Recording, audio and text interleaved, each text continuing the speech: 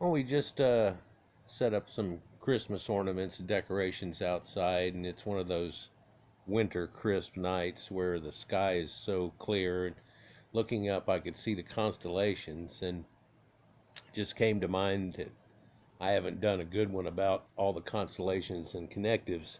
In a lot of my videos, I'll say, and over and above everything I just said, this whole story is written in the constellations. This is written in constellations, parts of things that we talk about and everything, and then how it's written in the stars. For in ancient time, people, whenever they died, they would go to Elysian fields and things like that. They didn't get to go to heaven and hang around with the gods. Really, only great or the greatest of men got to do, or people got to do it.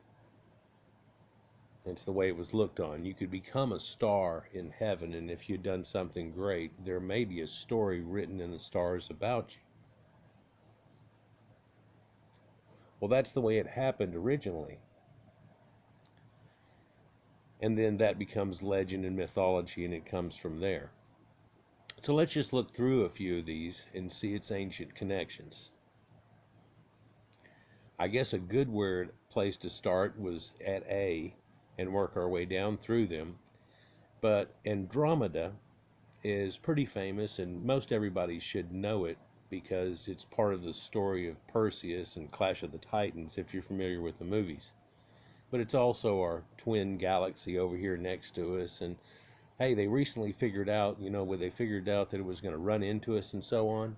Well, the timing on that's a little bit different. It's going to happen later and a little different, and then we're going to whip together, and because of the way that goes, we're going to run into a third and eventually become a major cluster galaxy that's totally different and doesn't look like the swirl that ours even is. But that's for other videos and astronomy and things. Here we're looking at astrotheology and the ways that constellations are connected to ancient tales. The word constellation in Latin comes out to be con, meaning with, like chili con carne, with, and stellations, or stella, are stars. Like Stella Artois beer. I saw a commercial on that and say, what is that? That's the artisan star, but that has connections to it too. Let's get into this so this doesn't get too long, for I think there are 88 of these that we could go through. And if I was really to pick it apart and go into situations and show you multi-connectives, it could get up to many hundreds. But let's just stay with this list here, going straight through them. Major and minor constellations. Now, Andromeda is a royal sea monster bait in the ancient tale, and Andromeda is the daughter of Cassiopeia and Cephas. In Greek mythology, unfortunately appeasing the gods, she was chained and fed to a sea monster, Cetus. However, Perseus, using Medusa's head, along with Pegasus, the horse, which are all right there together in a row, ended up saving her. Now, a lot of people would probably recognize that this is also the Kraken. And this is also a story of Leviathan, if you will. And how people in ancient times used to sacrifice things and people in the hopes of getting God's favor. For rains and things like that. And you look at it nowadays and you can't believe that it happened, but I assure you that it did. And when they talk about this giant sea monster or near the sea that looks like something big or a statue, I'll tell you that Cetus and this thing goes along with a whale, but also it goes along with an ancient tale of giants in another way. And people have made the connection that they were sacrificing people to a giant or giant statue or something that signified a god in appeasement and so on. But also maybe you've seen the movie Dragon Slayer. Yeah, it's got the wizard and then his apprentice, and the wizard gets killed and he has the gem around his neck. And then there was the girl that pretended to be a boy so she wouldn't be sacrificed because there was a lottery. And then the king, Rex, he has a daughter who gets chosen because she's always been kept out of it. And here we have this situation again, but it's of course with a dragon. Well, that's quite familiar. I could go on, but maybe we should just go on. Antilla. It's an air pump, or a bellows. Named Antilla Pneumatica, or pneumatic machine, by French astronomer Nicolas Lasselle. Actually, this unusual name honored French physicist Denis Papin's invention of the air pump. But I just said bellows. In fact, all the way through here, they're going to talk about modern things and people and Dutch people and da-da-da that pulled it off. But I'm going to tell you, well, you know where those, if you've seen my videos, where those Dutch people come from? And that they had it a long time before that. And before it was an air pump, it was a bellows.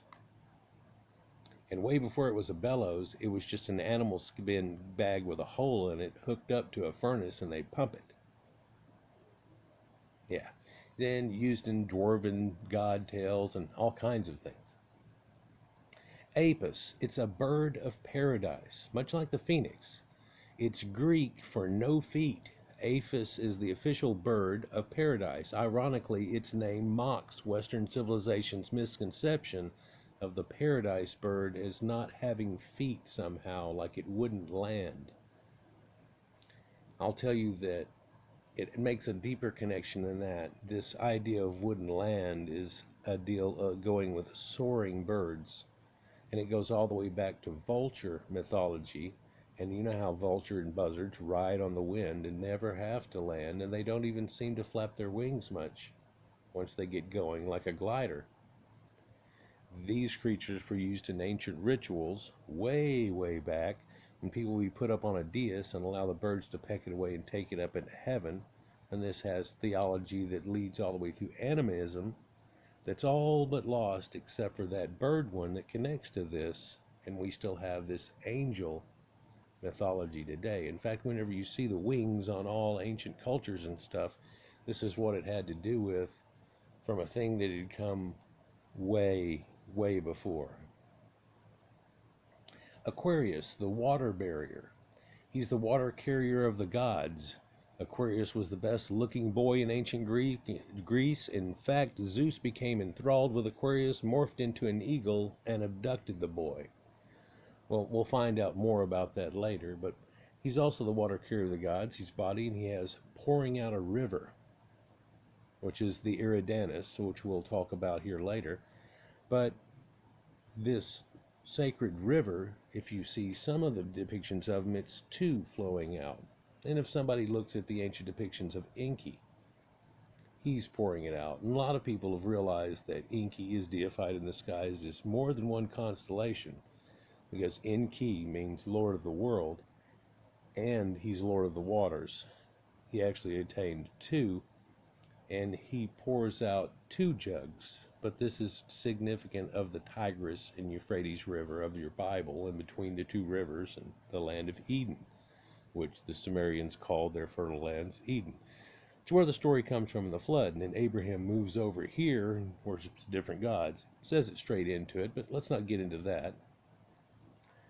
But again, this one symbology here where I talk about, we can use this in many stories. It'll get up in the 60, 70 for sure, that you're probably somewhat familiar with. But I'll continue. Aquila. Aquila is the Thunderbolt Eagle. Aquila was the majestic eagle who helped Zeus's thunderbolts. However, this meaning is often associated with the legendary eagle who abducted Aquarius, right up above, that we're talking about too. But this eagle too is carried on in many other ways. For an eagle's wings bear you on, and so on. There are many depictions where all of a sudden this eagle is not an eagle anymore, He's a type of soaring bird or a shorebird. There are a few other birds in constellations, and they also have a change that happens to them sometimes. Let's just continue because we'll get to some of those.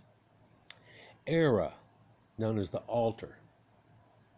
Era was the altar in which Greek gods formed a pact, if this sounds familiar, prior to the battling of the Titans. Led by Zeus, the gods overpowered the Titans, winning the legendary war. And it's a Titanomachy. Everybody understands this, and it leads to the 12 that make up the whole thing. Ultimately, the altar was placed in the sky by Zeus. In fact, the Milky Way represents the smoke rising from Ara, or the altar. So when you hear the stories in the Bible and it talks about an altar and burning sacrifices and things like that, did they do it? Oh yeah, definitely. But this is also written in the skies. It's a way that, and a reason that these people couldn't get off of the idea, because look, it's all there. You may write it in stone over there. You know what? Look, it's written in the cosmos. Stories made out of dot-to-dot pictures in animals, but it all goes together. Quite remarkable. Ares the ram. Ares was a legendary ram yielding wings and golden fleece. Originally sent by Nephele to rescue her son Phrixus upon his father sacrificing him to ward off famine. Ultimately, both Phrixus and his sister, Hele, board Ares, flying to safety on the Black Sea. So there the Black Sea is mentioned. We know the people that are above that area and so on, and how they connect with Ares and Aryans of ancient time. But also, if you'll notice, there's an extreme connection to the story of Isaac and sacrificing of his son and so on.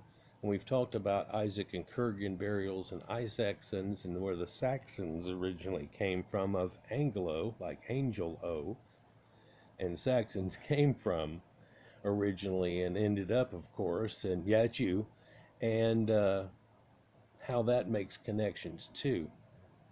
A lot of these, like this, of course, are a zodiacal age that we ran through too, such as Leo, Taurus, Aries, Pisces at the age of fish with Jesus and so on, and then now we're dawning in the age of Aquarius again, age of water. Auriga, the charioteer, son of Athena. Auriga was the charioteer of the gods, plus created in the image of the sun god's chariot. It gets pulled across the sky every year, or every day, sorry. Auriga invented the four-horse chariot. So now we have a apocalyptical connection too, about talking about the apocalypse and things, and in other videos I can show where that already happened in the four-horse chariot, and the white horseman was Titus and so on. But that'll end A's. Let's go to B. Butes is known as a herdsman. He's Greek for an oxen driver, because before and when they had this going on, they had oxen, but they did not have horses yet.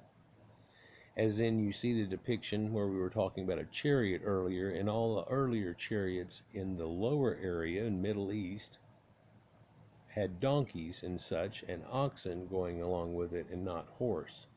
That came much later, and as soon as it did, all of those things became horsemen and four-horse chariots pulling it across, and it shows you another connection there.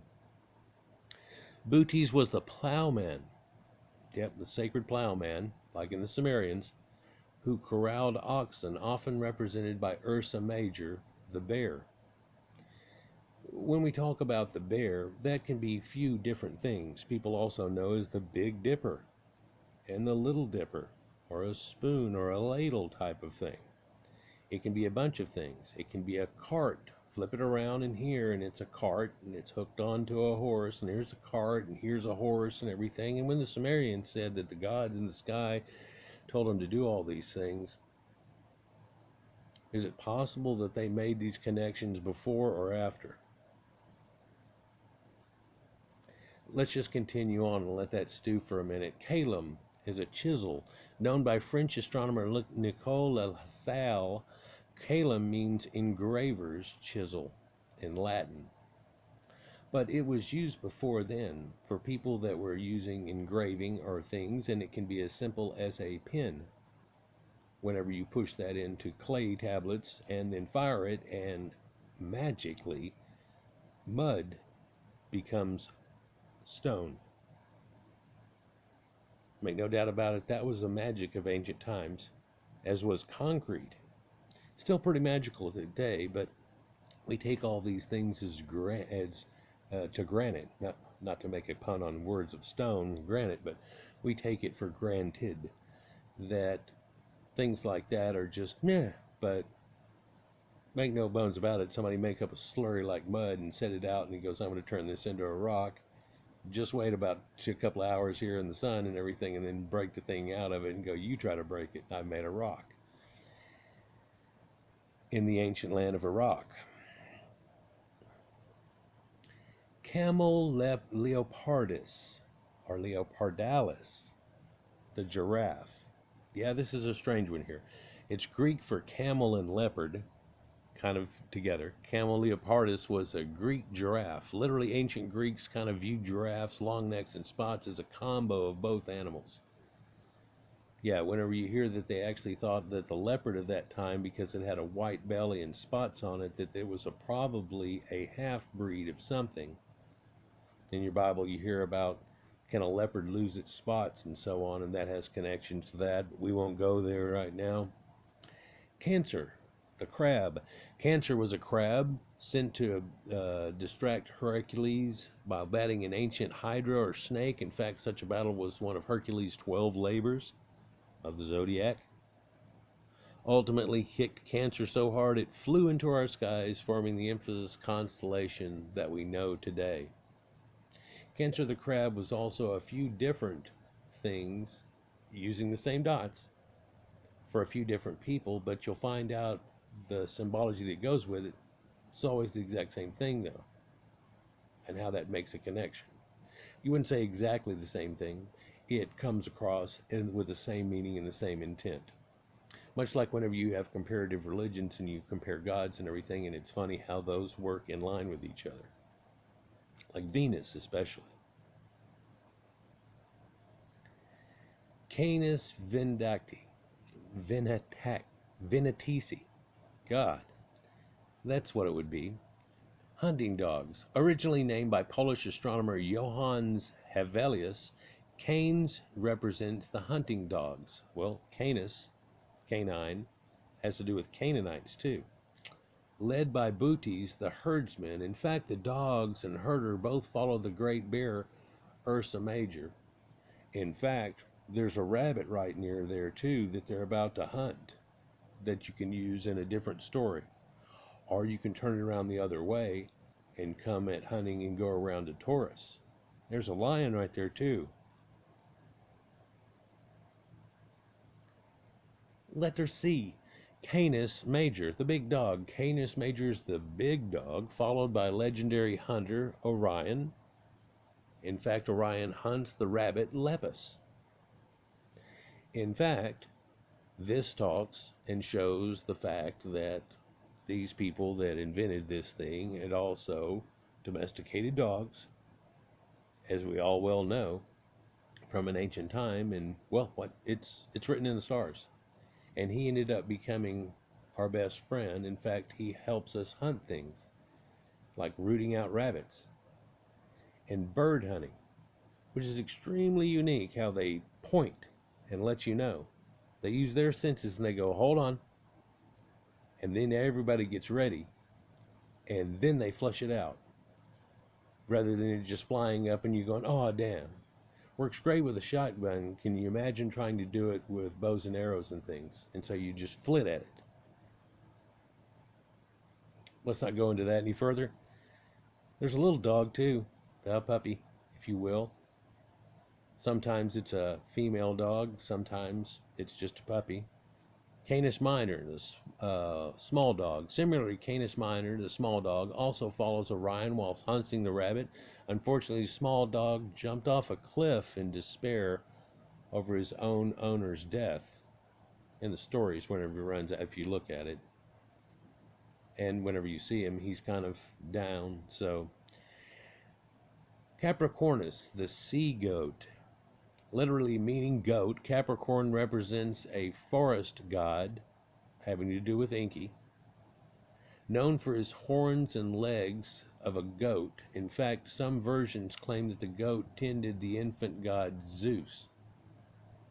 In the Sumerian story, it goes along with Humbaba and so on, but this goat is always connected to Inky, and Inky in ancient times had his great stag of the Absu that he rode on, which sounds like he's riding a ancient giant stag of the forest, like a king of the forest ideal, and it's known to be able to travel all the way up the Tigris and Euphrates and up to his mountain home.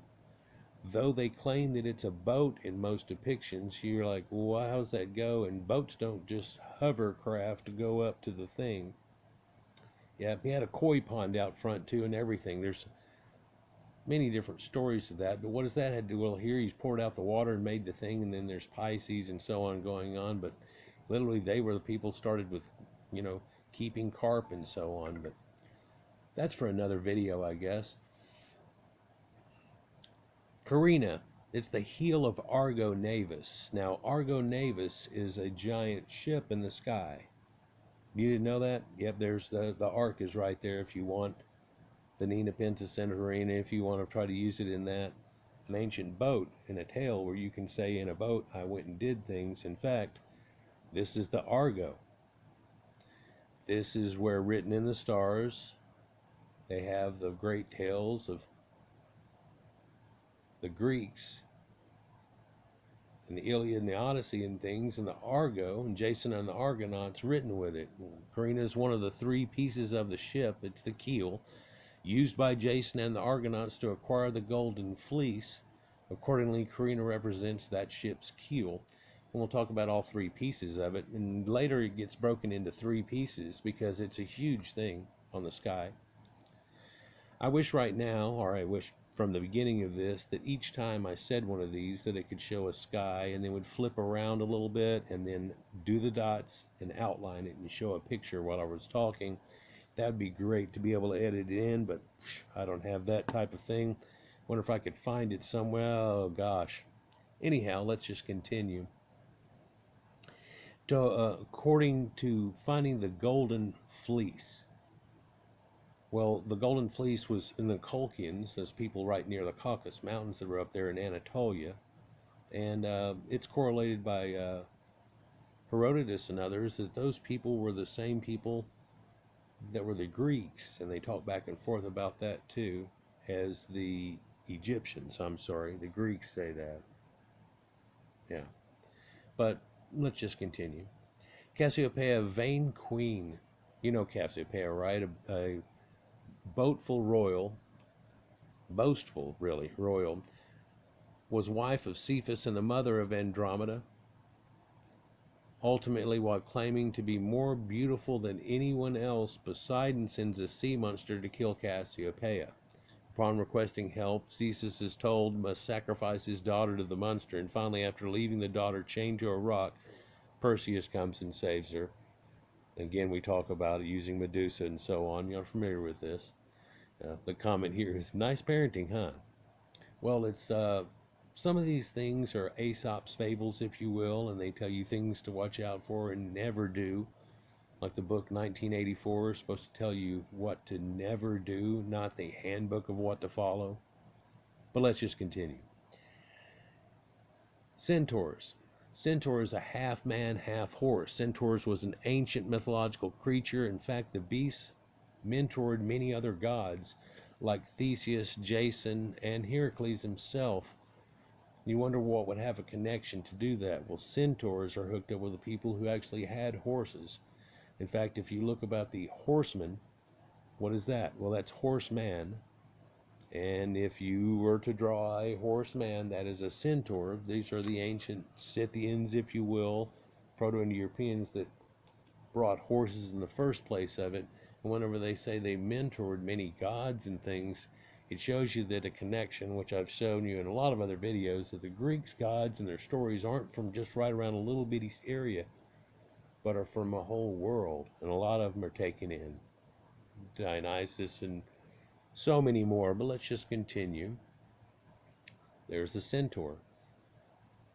Cephas, the king, husband of Cassiopeia, King Cephas left his daughter Andromeda chained to rocks to be eaten by a sea monster. Unfortunately, Perseus saves the girl. Well, we talked about this same thing, so it rolls around through it.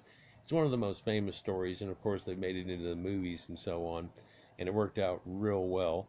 I kind of prefer the old one with the stop motion and stuff, that Harryhausen type of thing. You know it's fake, but then again, you see the new one, you know it's fake too. It's just more woo-wah. He did a great job in it, but they tried to do that modern thing to it somewhat and give it a little bit of more weirdness and, uh, you know, revealed a lot of things that the first one didn't. But I believe in our minds, the first one played off one that seemed extremely accurate, if you will, and the gods and the way they looked, and when he says to release the Kraken and everything else. I didn't think they did a good job on Poseidon or Neptune, but that's probably a personal thing. To me, he looked like he was shriveled up and old and kind of a little weak and so on, and didn't look like the depiction that he was supposed to have looked. But from what I heard in the casting, they weren't supposed to outclass Zeus, you know, Sir Laurence Olivier and so on, these people that were attached to it. So, of course, it's fine for like Hercules to be this giant guy, but let's not have that. And of course, they're supposed to be elder gods. Chameleon. Simply put, it's named after the color-changing lizard, the chameleon, by Dutch explorers in the 1500s. Yet, like I was telling you, a lot of these go back to much earlier than that. And there's lizards, which I did a video about a year ago, all over the Greek stuff, where they're showing you these lizards and stuff that they knew about the ancient East and how it hooks up with it, and salamanders, lizards, and these type of things. And while it's chameleon to the Dutch explorers, before the Dutch were the Dutch, way, way, way back, they had it as a lizard. Cercinus, it's a compass. But it's not a compass like you think of nowadays, where you'd have a north and it would be magnetically and things. It's a little different. It's originally named for the drafting tool to draw circles or to measure distances. You see people on ships using this thing that they use, and they prong around onto a table figuring it out. Well, this is spread. It's going to be a time and a distance, and they're trying to figure out how long it would take them to hop across, so on. And this is about where they'd be this day, this day, this day. It's amazing how people can use that. But that same tool shown in the masons things for stone masonry work and everything else. And I've shown in sacred geometry how everything that attaches together. I entice you to look at those videos again, but let's continue. Oh, I've got one coming up too that's got Donald Duck showing you the stuff that goes along with music and sacred geometry, but that's another one. A little holiday special here. Columba is a dove, like Columbia, but Columba. Introduced in the 1500s, Cercinus represents the dove who informed Noah that the great biblical flood was receding. So whenever you try to make connections with some things, other times it goes with other stories too. And we talked about there's a boat and things, and I can show you that story around in a circle too. It's written in the stars. How can all these stories be using different ones and all written in the stars? Well, because it's written in the stars. Kind of gives levity and weight to the stuff that they talk about. When you find that people have just made these stories up, is it made up totally? No, there were things like this that happened, and it's kept with these stories. It's mythology. And one of the things that helped keep it until modern day today is the fact that it's written in the stars. And though you may break tablets and try to take away this, that, and the other and change it and stuff, that doesn't change. It's still right there, if someone knows a story. Coma Bernice's. This is Bernice's hair, and it has quite a few things to go along with it. I could do a 30-minute on it, but I'm going to try not to. In ancient Egypt, Queen Bernice swore to Aphrodite that she would cut off her long, beautiful blonde hair if she brought her husband, Ptolemy, safely home from dangerous battle. Now, people don't want to go along with this blondes and everything in there, but the pre-dynastic Egyptians even had blonde and red hair. Blue eyes, too. You can look up blue-eyed Egyptians. Just Google image it or whatever, and you'll see all these earliest ones with these crystal eyes. It's a new part. It's something that people are like, wow. Anyhow, finally, upon safely returning, the queen fulfilled her promise. She chopped off her hair. In fact, she placed the hair in Aphrodite's temple there in Egypt. However, the hair went missing the following day. Ultimately, the Egyptian astronomer Conan, like Conan, assured him the gods so loved the hair that they left it in the sky. And this is a story that goes in 3 different ways, and there's this thing of the Phoenicians telling this type of thing, and hair in the sky, and what are you talking about? Well, that is it. But there are comets, which, so you see, comma, there are comets that go along with this too, and comets have hair behind them and so on. But let's just continue. I'm only at letter C. Corona Austerina, or the southern crown. Seen by the Greeks as a wreath from the wise centaurs, like the wreaths they used to put around their head, from the centaurs. Catch that connection. Corona is the southern crown. However, some believe it represents the crown placed in the sky by Dionysus.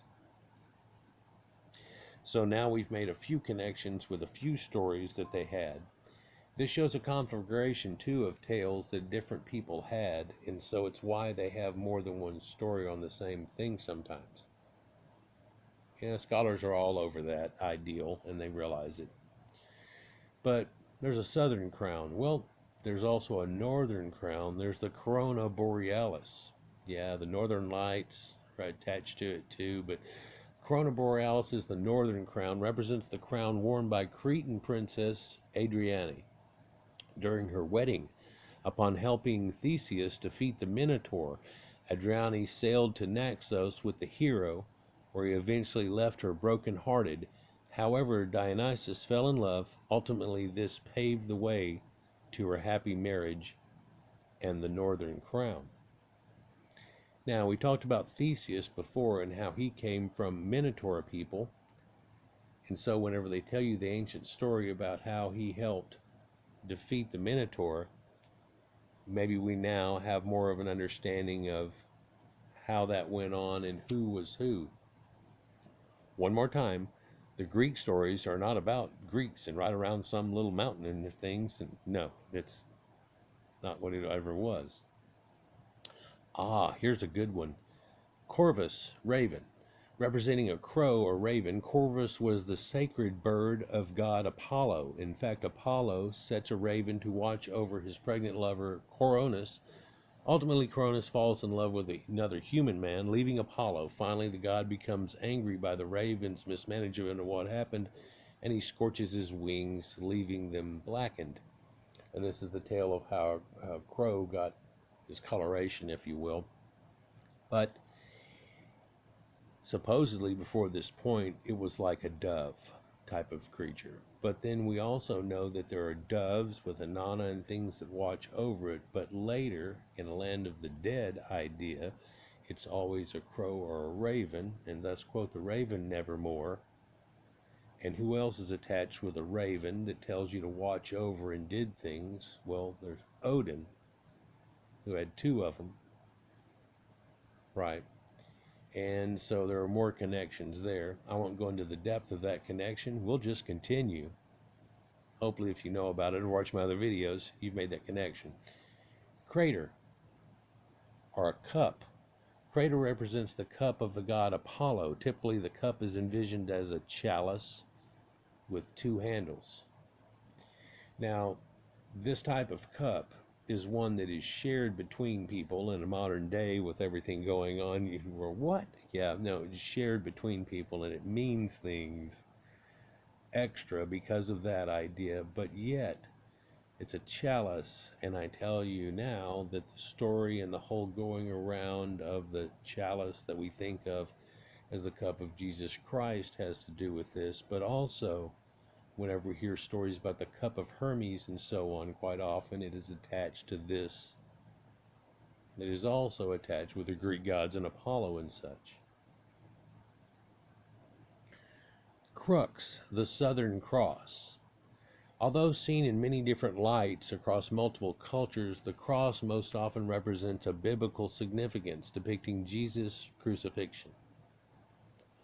Ultimately, the cross disappeared from many European cultures in the north. In fact, assuming the cross had disappeared, it was not rediscovered for hundreds of years. They leave that kind of bland. Let me do a little extra on one that I could probably do on each one of them a little better justice. The Sumerians had figured out the radius of the world and declimated it due to the way the sun's path is, because the sun, from the summer and the height of summer, longest day of the year, through the winter, it falls 1 degree per day, on average, all the way down, falling down to reaching this southern cross, and it stops. And it sits there for 3 days and then rises up again.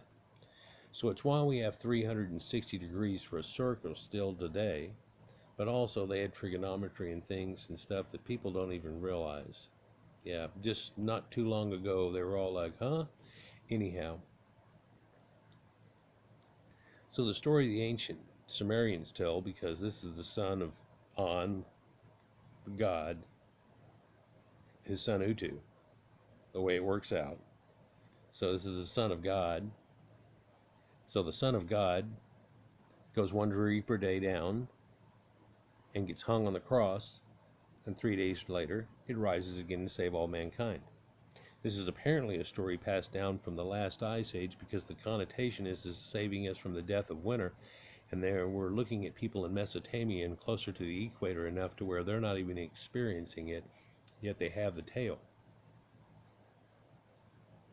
Also correlates with a flood and other stuff that I've done other videos on, and the ancient flood, and then the one that happened again that was never supposed to happen again, they even tell you in the Bible about. And some might believe that rainbows were only created after that point, but there's a rainbow in the sky. There's a bow in the sky. But let's continue. That bow is a constellation. Rainbows always went on.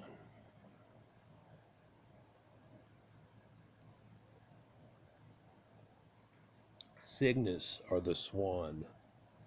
Cygnus represents Leda, a Spartan queen who birthed 2 sets of twins, eventually in the form of a swan. Zeus seduces Leda. Finally, the 2 immortal twins, Castor and Pollux, are fathered by Zeus, represented in Gemini. So that's pretty easy. It lays out there. But this ancient swan was also hooked up with the ancient religion that had to do with angels and so on. And I did a video here last year describing and telling all about this, but also telling that the fact that the oldest flute or musical thing that they have found so far was an ancient swan leg bone made into a little piccolo flute, but yet that piccolo flute does play the scale that is still set in our sacred geometry, hooked up through that.